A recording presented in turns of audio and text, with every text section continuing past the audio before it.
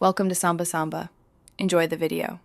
In this video, I will show how to make flan original recipe. Preheat oven to 350 degrees F and prepare a light caramel in a metal pan by melting 1 cup sugar until amber. Warm 2 cups milk and pour slowly into a bowl with 4 eggs, 1 teaspoon vanilla, and a pinch of salt while whisking gently. Strain custard, pour over caramel, and bake in a water bath for 45 minutes until set. Gather ingredients and prep your workspace before starting. Warm the milk to about 110 degrees F to help dissolve the sugar but avoid boiling.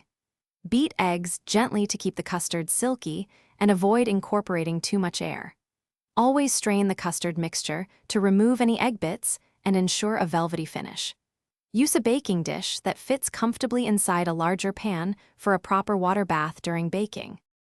If you're enjoying this flan tutorial, please subscribe and like to support more recipes.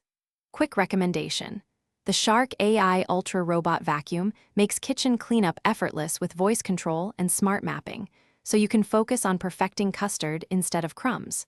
It's surprisingly handy when you're multitasking between caramel and oven timers. Check the description for the link and other deals, then now let's get back to the video.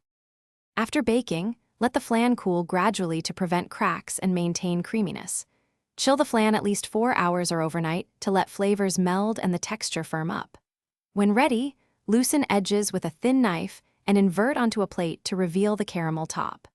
Serve chilled in slices, spooning extra caramel over each portion for shine and added sweetness that complements the custard. Thanks for watching. Consider subscribing if we helped you.